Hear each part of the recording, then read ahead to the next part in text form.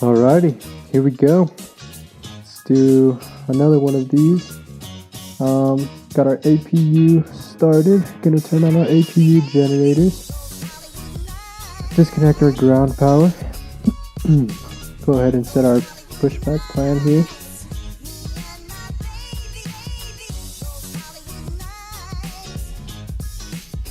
Comes our pushback. Go ahead and turn our emergency lights on guard. Seatbelt signs on. Shines to auto. Window heats left and right on.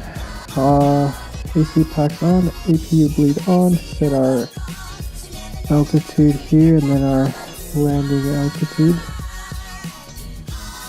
Anti-collision lights on. Go ahead and get our flight plan request for clearance.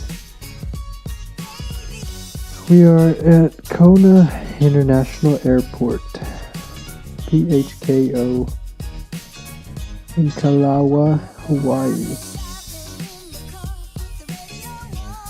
I think I said that right. I have no fucking clue. Left, right, and center fuel pumps turned on.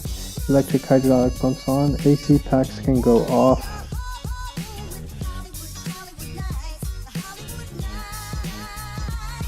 We'll just wait on our tow to connect and then release our parking brake, and then we'll go ahead and start our first engine.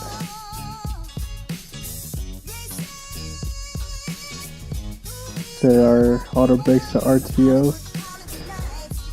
Set our V2 speed, how we're heading, and then our cruising altitude.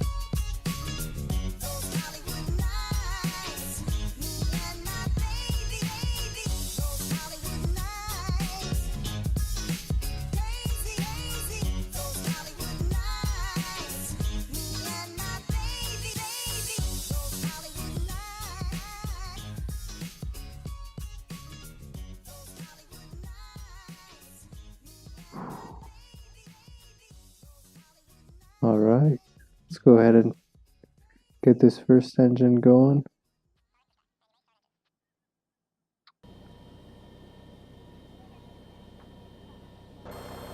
Let's get this tug view. Watch our engine blades start to spin. With this new Zibo mod update, it's supposed to have more realistic movements of the engine blades. Wait for our N2 to reach 25. There it is. Perfect timing. Let's go back to our tug view real quick. Whoops.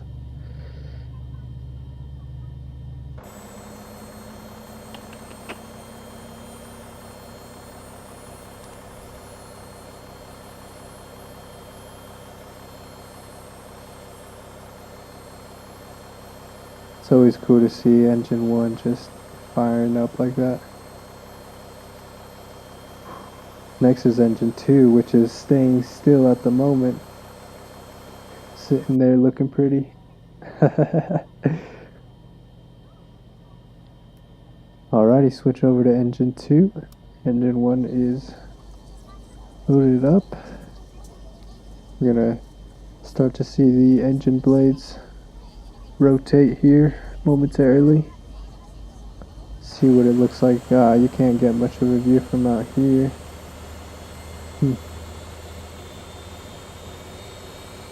This is such a nice jet.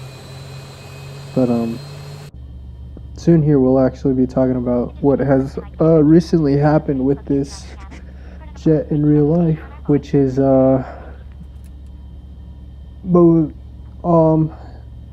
most if not all 737 MAX 8s and 9s have been grounded around the world, which is it's caused quite a bit of talk within the news amongst Boeing.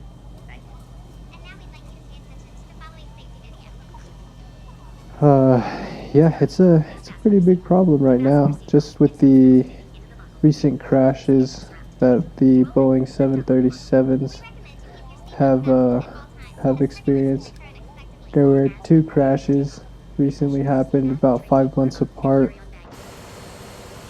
and it started off with China, and then moved on to spread over to Europe, and then into Canada, and then finally the U.S. decided to ground their 737 MAX 8s and 9s,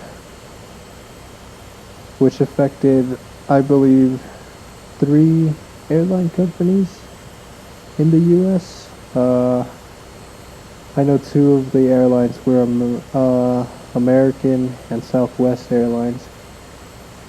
So currently I'm sure they're having to deal with all of that and wait on the clearance to hopefully put those jets back into use.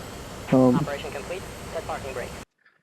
Alrighty, looks like our pushback is complete. We've got both engines on. That looks so cool. Slowing down the ramp.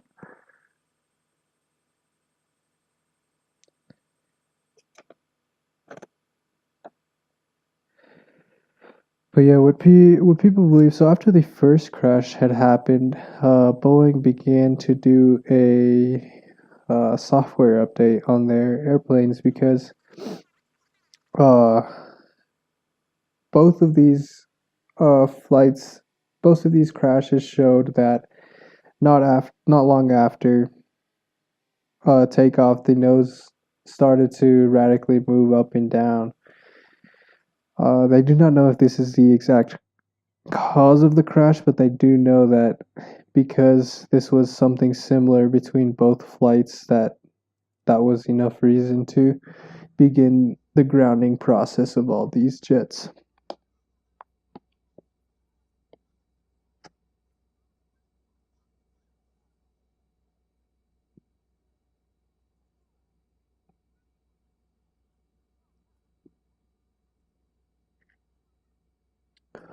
Gonna set our flaps down to 5 degrees. That's the common that's usually commonly what the flaps would actually be set to in real life when you would be flying one of these 737s. This is the 737-800 that I am flying here.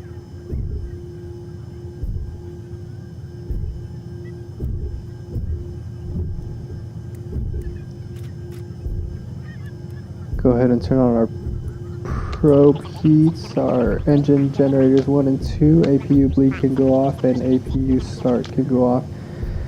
Engine start switches to continuous as well. I should have definitely gone over that checklist before I started my taxi here to runway. Oh, yikes. I do not believe I know the exact runway, but we'll definitely see which runway it is before we take off. We're going to be flying at a flight level of 100.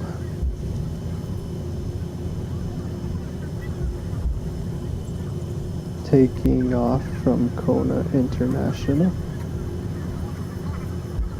You can see a few other jets in the background, some general aviation airplanes just kind of sitting back there. Get ourselves centered here again.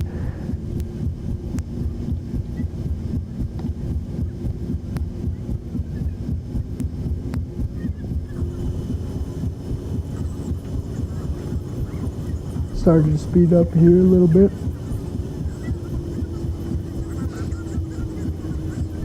This will be the part 2 of 3 of our island hopping throughout Hawaii.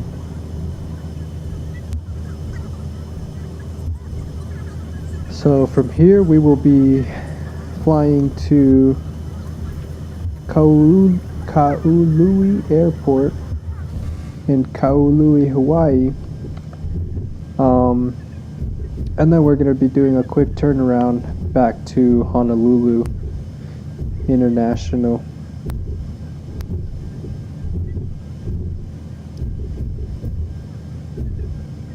I should have definitely gone more right. Usually you don't have to go on this line when you're coming up to your holding position. Usually they use this pathway here just for high amounts of traffic, just so that they can fit more airplanes, or if they need to put one plane off to the side and prioritize a different airplane, they could do that more easily with that kind of space off on the side of this holding position of our runway. So we're going to quickly do our before takeoff checklist. So turn on all our landing and runway lights, positional lights down to strobe and steady. Not sure why I did that. And then our flight directors were turned on. Change our cabin lighting to takeoff, and we should be good to go. Set our timer here.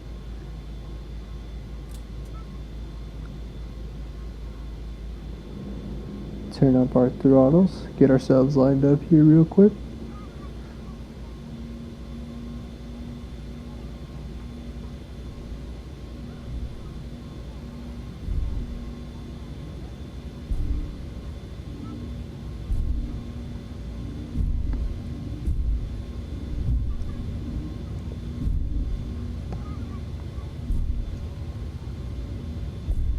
And I was so surprised to hear about the, well, I was, but I also wasn't surprised about what's going on with Boeing right now, because I actually do remember watching a documentary not so long ago, Runway 35, remember that? But, I did watch a documentary which talked about how Boeing definitely did actually cut some corners on their flights, and it did cause some problems internally, and they did end up letting go employees who actually came out and called out Boeing on these corners that they had cut. But as of right now, I don't know if these cuts that were made had any correlation with the recent crashes. Go ahead and set our throttles to takeoff.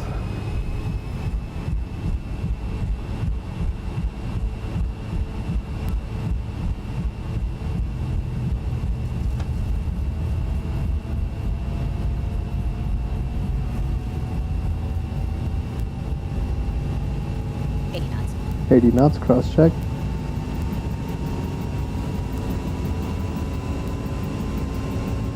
But I believe the documentary was actually just on YouTube. It wasn't even on Netflix or Hulu or even Amazon Prime. I believe I did watch it from YouTube. V1 rotate, positive rate. Let's go ahead and put our gear up, flaps up. But yeah, so in this documentary they had actually talked about, nice Delta 737-800 taxiing off to runway 35 over there. So in the documentary they had talked about how Boeing was supposed to build the 737 MAX 8 and I believe the MAX 9 with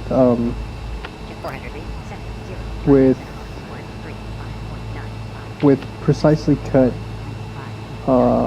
with a precisely cut metal frame. It was supposed to be laser cut, and it was all supposed to fit in well together and cut time on manufacturing and also make the airplanes that much safer. Because before that, the frames were actually being built by hand, and the company that Boeing had signed a deal with in order to make these jets, these frames out of, laser cutting machines, they had a contract where that's how the frames were supposed to be made, but some of the I'm sure they were engineers who work for Boeing and people who have to inspect the process of manufacturing these frames actually noticed that the frame was actually being made by hand when it was not supposed to be made by hand, but Boeing had actually used the frameworks anyways, and as a consequence of that, when they were manufacturing, or when they were actually assembling the airplanes together, they had a lot of trouble and they had to make a lot of adjustments to the frameworks and cuts just so that they could actually fit together.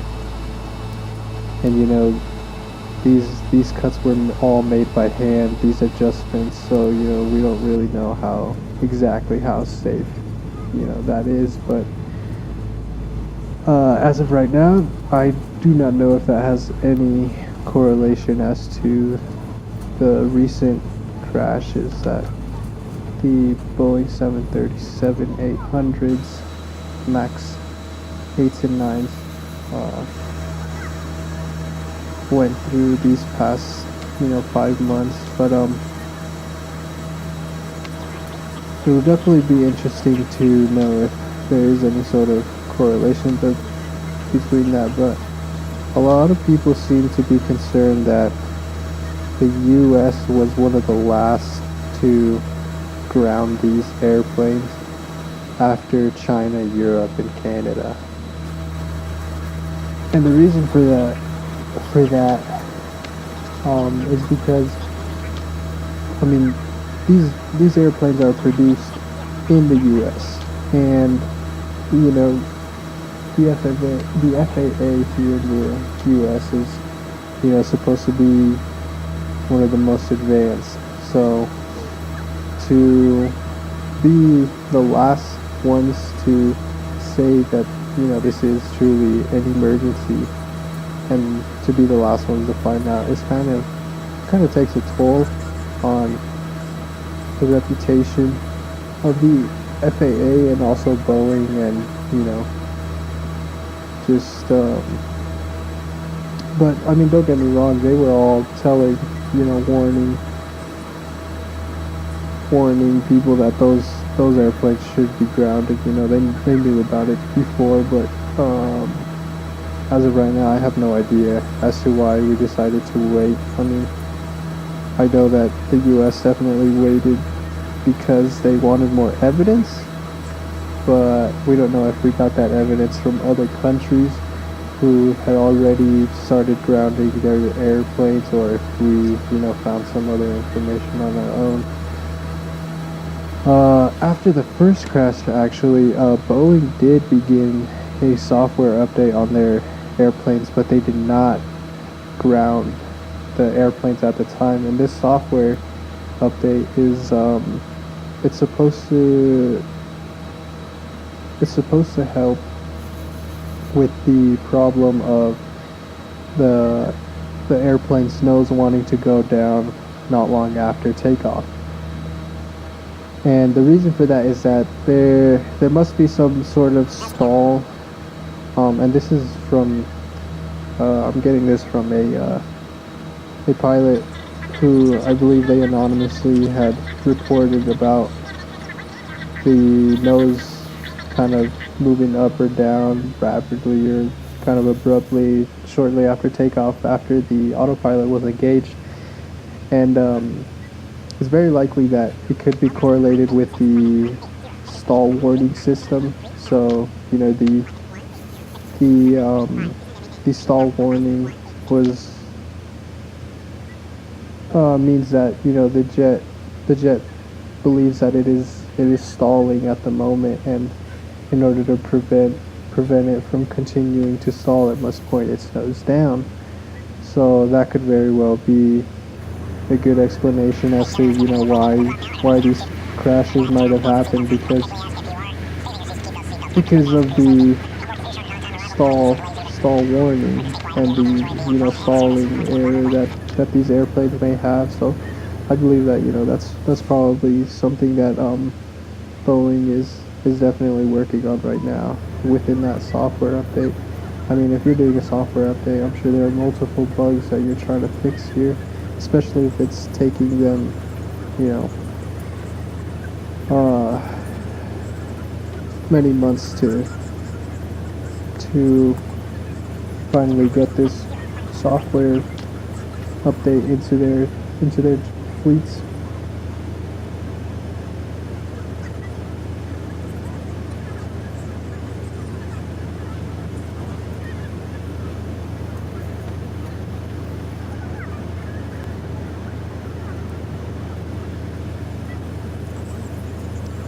And so right now, the crashes are still under investigation. Obviously, we have found some similarities between them, but as of now, there is no like direct correlation between the two crashes. We just don't have sufficient enough information, and you know, soon after, we're definitely going to find some stuff that find some information from the black boxes which came out from the crashed airplanes and then are being, you know, transported to wherever the investigation will be taking place. I know that the most recent crash, the black box from that jet is going to France for further investigation. And the reason that they do this is because if they were to conduct the investigation within that country, there's no guarantee that the investigation will be full and thorough as if, you know, people more qualified, like, well, I'm sure there's good reason as to why these boxes were sent to France. So they've got to have an advanced investigation team that is, you know, likely going to take this much more seriously. So, you know, these decisions aren't really made for no reason. Here's our runway. Alright, we're gonna start swell. Nothing from ATC, okay. Set our engine starters to auto.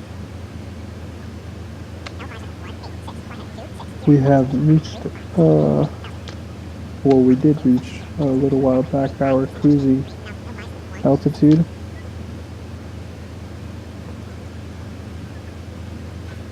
There's our positioning on the map. Gonna be going to our other island. Let's check out who's flying around here. Another 737.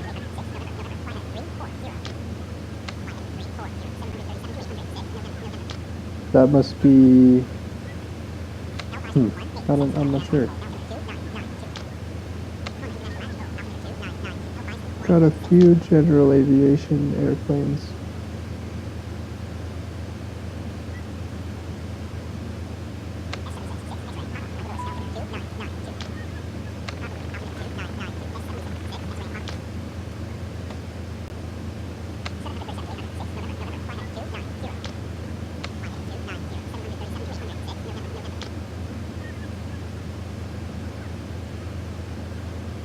And actually, I have been playing around with stocks lately, and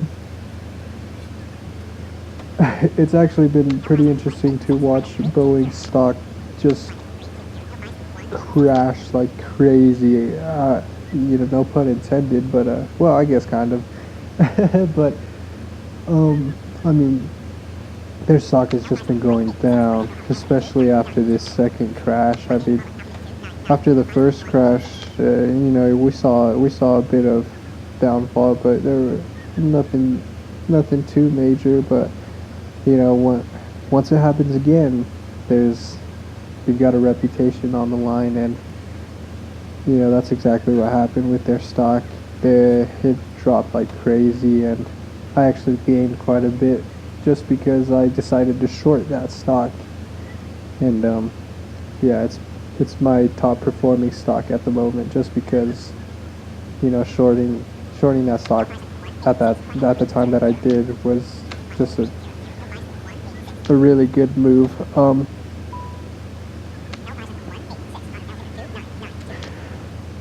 It did go up just slightly, but I believe that's just because you know people have been seeing that the stock went down, and some see that the reason the stock is going down in price is because people are letting go of that stock. They don't exactly want to have they don't want to have partial ownership of that company, because you know it hasn't been, you know, they haven't obviously had the best reputation after that crash, after the second crash. So the stock has definitely gone down, but then others have seen this as an opportunity to start buying in. So just recently we did see a small rise in their stock, but you know soon after it's going to continue to just go down, because you know they have just recently started grounding all of these planes, and I believe we're going to start to see that take effect into their stock. So you know grounding these planes is definitely going to cost them for sure. And I've also been watching the Southwest stock, and surprisingly enough it has not gone down as a result of the grounding of these airplanes.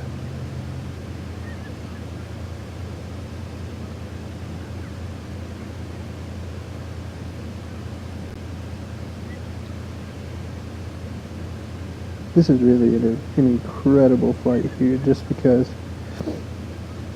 you've got such nice views of these islands.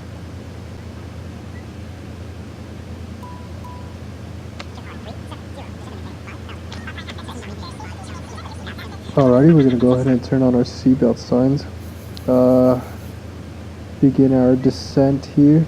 Our top of descent is about 33 nautical miles away from our pattern altitude, which our pattern altitude is 2,000 feet, bringing us down from 10,000 to 2,000, meaning we will be dropping about 8,000 feet. I believe we have a vertical speed of minus 1,500. Our runway elevation or landing altitude is going to be about 100 feet, not a little bit above 100 feet, and we want to land with a speed of about 140 knots.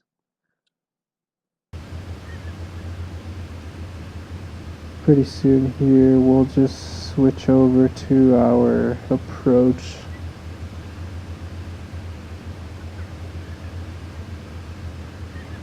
I wonder what this island here off to our left hand side would look like with ortho graphics.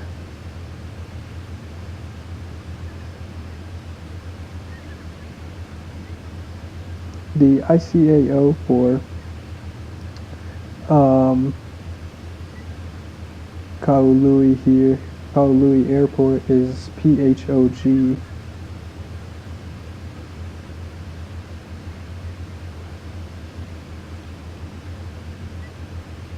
Pretty soon here we'll just switch to our approach so that we don't have to, you know, film the entire descent here.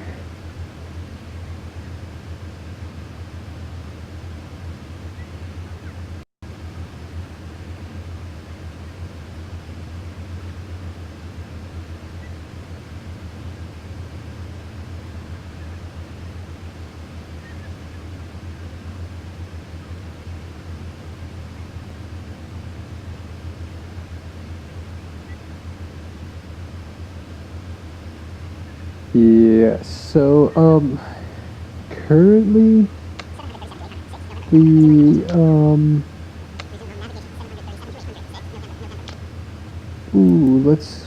let me go ahead and check it out. So today is March 14th, 6:15 Mountain Daylight Time.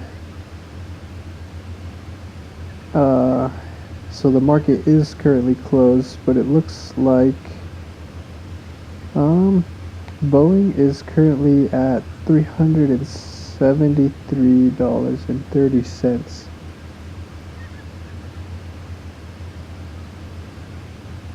And right now signs are showing that the stock is gonna start to go up. But I don't believe that uprise is gonna last very long, and it'll go down again. But eventually, that stock is definitely gonna come back up before those airplanes are back up in the air. Okay, gotta get ready for this landing here.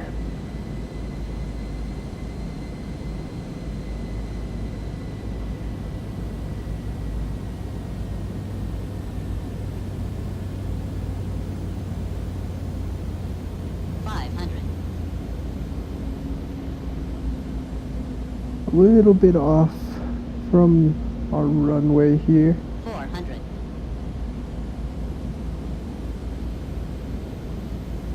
Let's go ahead and line ourselves up much better with the runway. As we were coming down on our approach, we definitely lost sight of getting ourselves aligned here. 300. That could have been the VOR lock, and I must have had the wrong heading set, so, there's our rudders giving us a little bit of a twist. 200 feet, coming down. Starting to turn down our throttles a little bit. We're at about 134 knots, so, well within our speed. But we also don't want to be going too slow.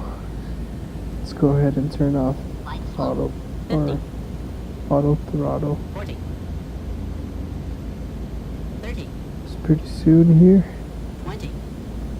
10.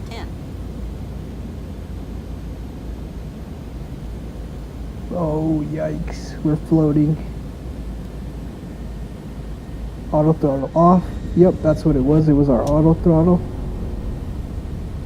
10. Alright, let's put her back on the ground. Come on. Come on. You son of a bitch. There we go. Alrighty. There's our second touchdown. Nose down. Reverse thrusters on. Let's go ahead and stop her. Ooh, we're getting close to the end of the runway here. Yikes, let's go ahead and make a right-hand turn here onto this other runway. There's no way I would have had any form of clearance of doing that, but I just wanted to make sure we had enough room to slow ourselves down, and turning would only, help me slow down. So, not a bad move. I'm sure, well, I think I would have actually stopped on time, but We'll go ahead and watch the replay here pretty soon. But we got her on the ground. That's not too bad.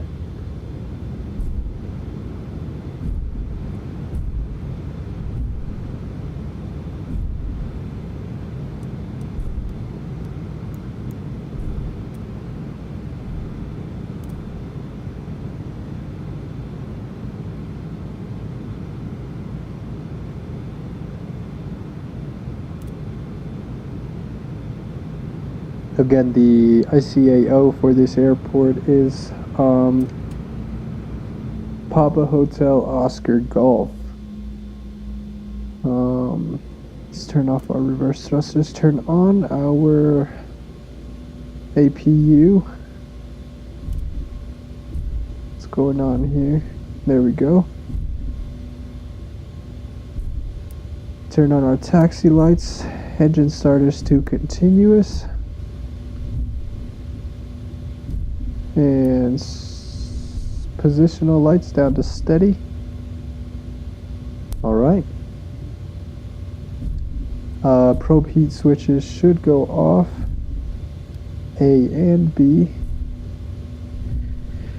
Go ahead and finish crossing this runway. And then watch the replay here real quick from the outside.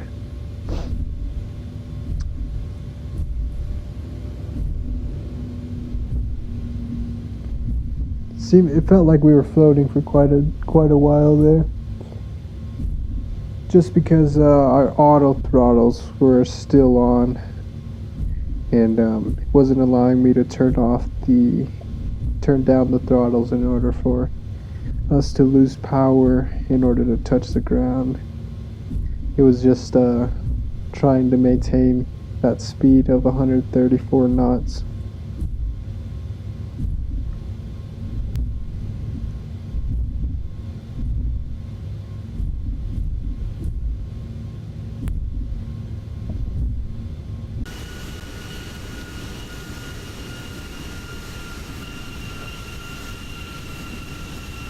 And this library is actually a real private jet, but I believe in real life it is a 737-600, not a 800. So in real life you wouldn't see the formation of the wings like so, and it'd be a little smaller than this, but the paint job would be similar, and it has the exact same tail number as the real life one. Alright, there was our first touchdown, but we couldn't get our auto throttle to turn off. There's our second touchdown there. Oh, and there's reverse thrusters, nose down. Whew, damn.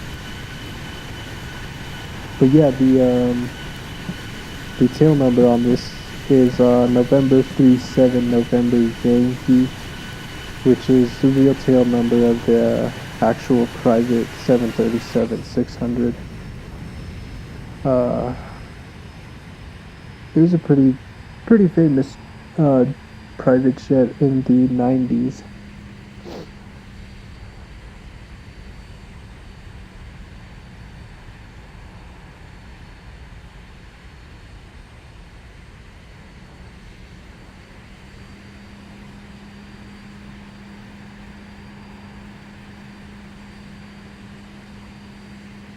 I think I still have my reverse thrusters on. I'm not sure. We're gonna definitely get a wing view of our landing here shortly after. Starting to put our flaps down. This is as we're, barely starting to enter the island, starting to fly over the island, where shortly we'll see the shoreline start to pop up under the wing there. Setting our flaps down to, I believe, full. No, it's setting them down to full flaps.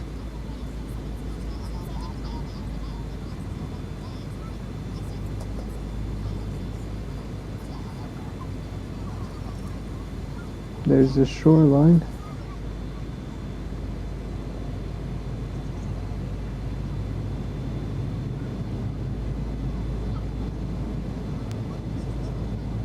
I can't imagine how, the approach onto this runway must be in real life. We actually did start, at this point we were pointing our nose up a bit just to better catch our glide slope and to help slow us down just a little bit.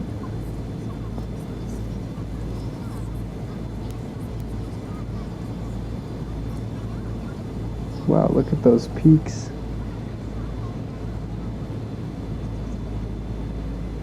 And then actually when we do after we do our quick turnaround, and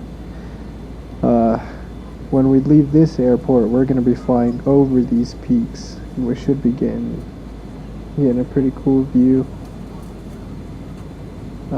in order to make our way over to Honolulu.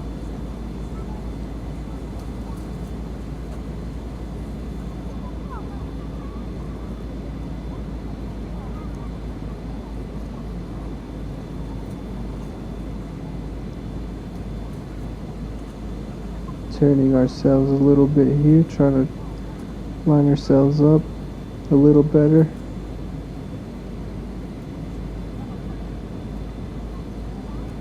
The wing flex is just amazing. It looks so good.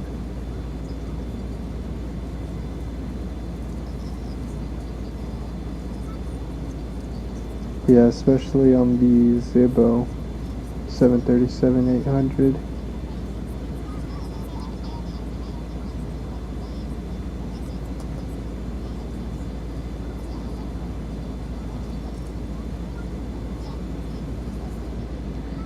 And I'm sure normally, wherever you see these kind of like brown areas with that aren't completely covered in green, I'm sure in real life that would all be filled with small streets and businesses or neighborhoods of the island, along with fields for agriculture. This is a pretty flat part of this specific island, so yeah, it'd be more ideal for farming within this valley, because on the other side of the airplane there are more peaks, so this whole part of the island is just within this big valley that leads to the ocean on both ends. Go ahead and set up our speed brakes. Over there you can see the other side of the island where it starts to rise up as well. Like over here, I'm sure in real life you would see major highways of the island, plus any neighborhoods or commercial or business areas.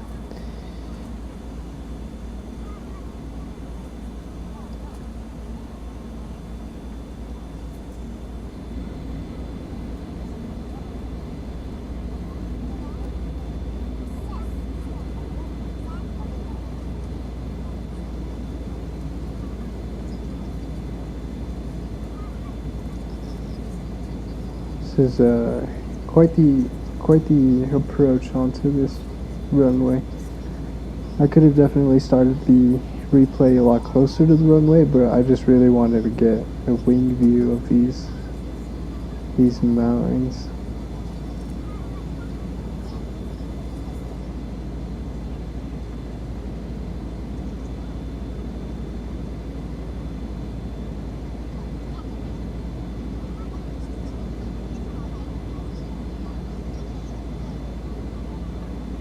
Wow, you can already see the shoreline of the other side of the island.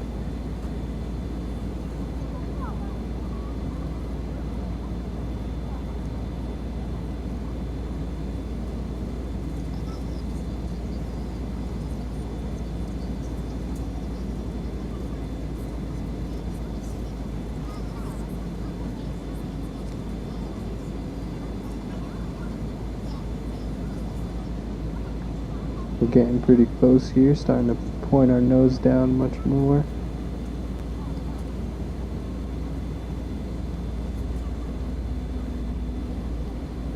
You can hear the engines kind of slowing down a bit. We're definitely going to get to see the wing flex on both touchdowns that we made here.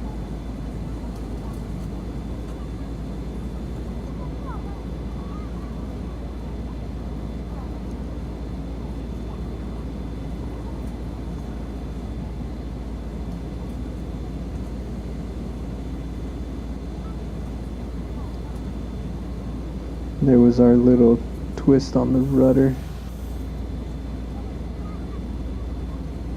Getting very, very close here. There's the barrier for the airport. FedEx airplane over there, just sitting there. There's our terminal. And here's our first touchdown. There's another terminal in the back.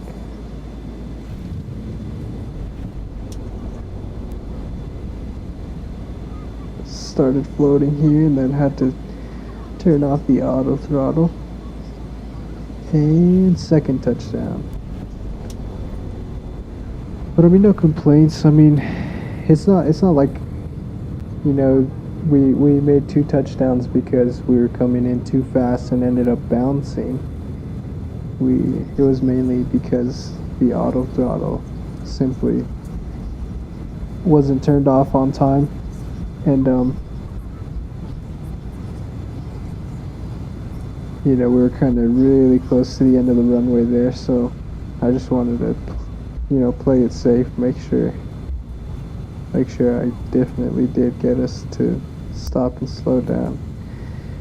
But whew, damn. I had no clearance whatsoever to be on runway 23 here, but that's alright. Doesn't really matter. We're gonna go ahead and taxi over to the gate and then do a quick turnaround. Well, not very quick turnaround, but we'll try and make it quick.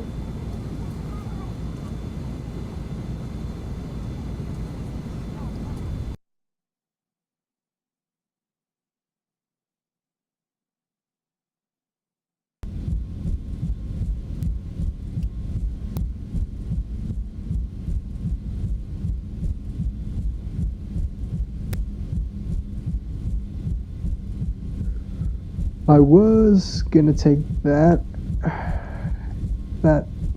taxiway there, but I did see all of those tankers with fuel. I didn't want to risk hitting my wing against one of those, so I ended up taking this exit over here, this taxiway.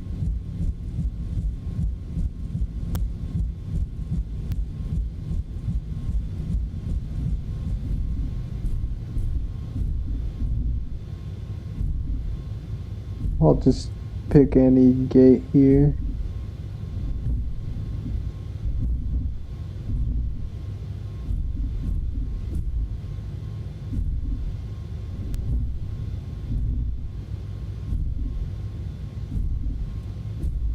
I wonder when this airport was built.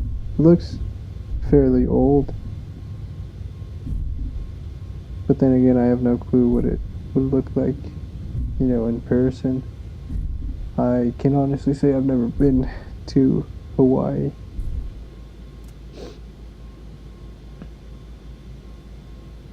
Go ahead and connect our ground service, set our shocks. Try a bigger airport for service. No ground service, yet I saw fuel trucks just sitting over there. Okay.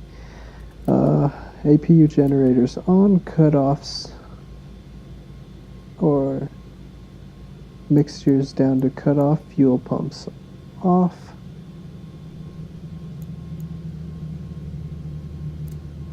Electric hydraulic pumps off, isolation valve open.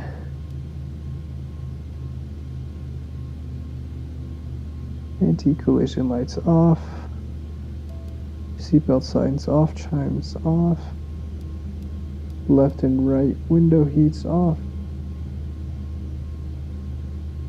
And taxi lights off.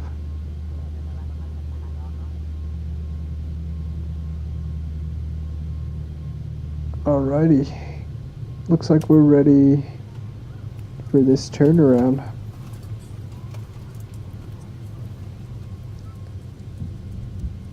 Go ahead and start cleaning, or well, this will actually be a really fast turnaround, so If we had ground service, it would be a much longer turnaround. Wow, I could have definitely gone up a bit more. Open up our doors here, our forward and aft cargo, as well as our forward entry door.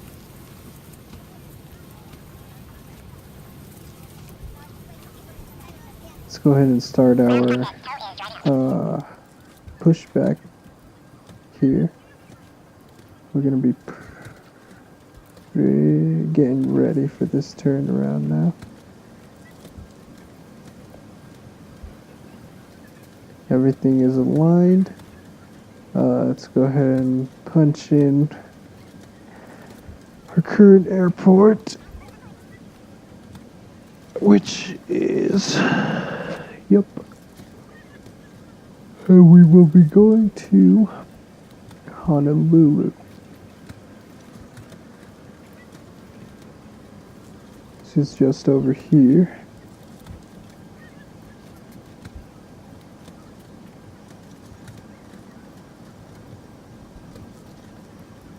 So I believe this is going to be just slightly longer than the last one. So just go ahead and check out waypoints. Our pushback is starting to connect here.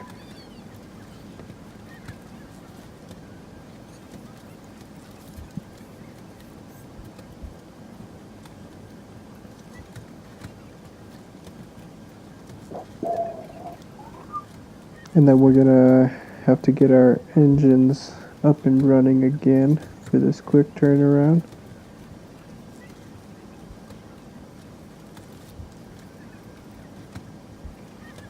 Just gonna punch in our waypoints for our FMC here very quickly.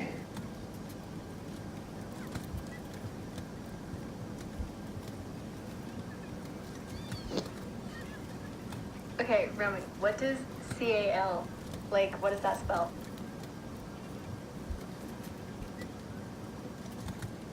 Okay, Roman.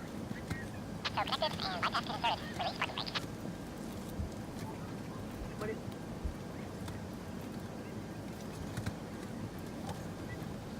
What do you...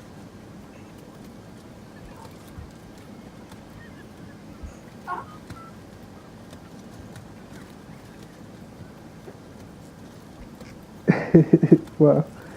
Just checking a few Snapchats here. Alright, there we are. Alright, let's go ahead and activate our flight plan here. We'll go to our performance page, set our cruising altitude to a flight level of 120. Set our trim V1, VR, and V2. Set our flight plan here for our ATC.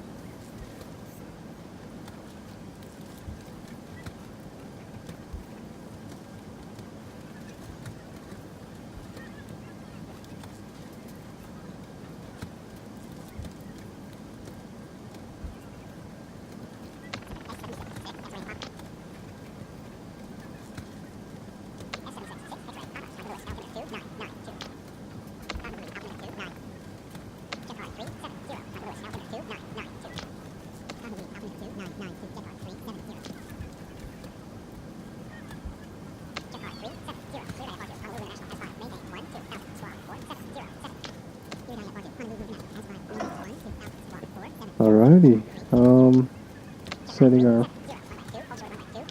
flight plan here, talking to ATC. Alrighty, starting our pushback. We are clear to start our engines now. Go ahead and turn on our fuel pumps, electric hydraulic pumps and all. Disconnect our ground power, we don't want to be dragging that with us. Anti-collision lights on.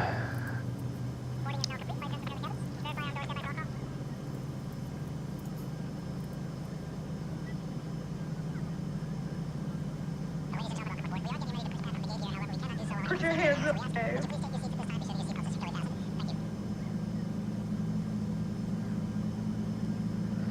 We'll wait, hold off on our probe heats there.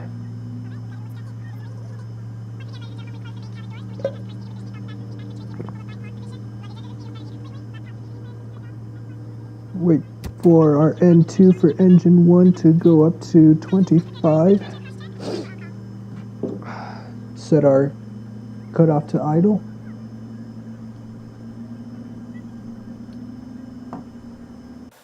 Well, it's technically our mixture, not cutoff. Cutoff is simply one of the positions that our mixture goes into, which allows the flow from the fuel pumps to inject the engines with fuel.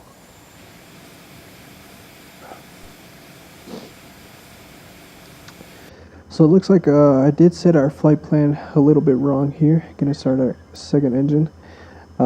So I'm gonna have to terminate this pushback in kind of an awkward position here. Just hit straight back before we even start to turn, because otherwise we'll be facing the wrong way to hit our taxi. That's the one thing about the better pushback, is that you can't exactly change your plan without terminating your plan and then disconnecting completely from your pushback and then starting over again. You know, at that point you might as well use your reverse thrusters just to get you towed back. But you know, I'll just go ahead and terminate it right now so that I can just make that left-hand turn right here to the correct taxiway. I wouldn't want to be facing the wrong way, as that would just waste fuel on having to make a huge turnaround like that. Turn our engine generators on, isolation valve auto, probe heats A, B on. APU bleed off, set our altitude there, runway altitude, and then get our APU start off. Should have put our auto brakes to RTO earlier, as well as turned our auto throttle on, set our heading and our V2 speed, which we grabbed from our performance page under takeoff.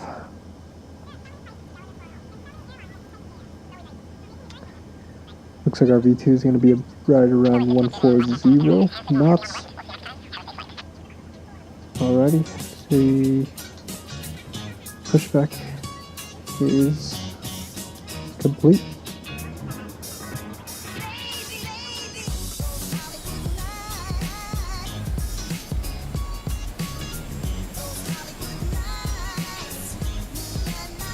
Really quick turnaround. We are ready to be on our way to Honolulu. But from the looks of it, I believe that we're probably just gonna get to pretty much just to taxiing over to our runway, just to where we have to hold short, and then we'll probably end this about there and then continue it on to a part 3 after this, and you know, that'll just immediately start from our hold short position to take off. And like I said, we're going to be flying over those peaks to get on over. We're going to be passing another small island before we do reach our descent and approach into Honolulu International, which is it's pretty cool because I'm going to be parking this into a hangar, as it is a private jet. So what's cool about it is that I can park it in hangars, because you know, when you take your private jet, you're not going to have it taxied over to a gate, because you're obviously going to be there for a few days.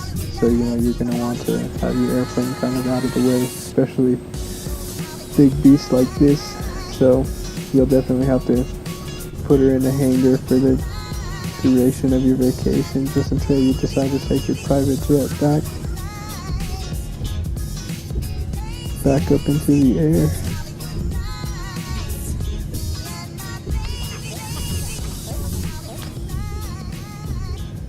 We're gonna be holding short here pretty soon, and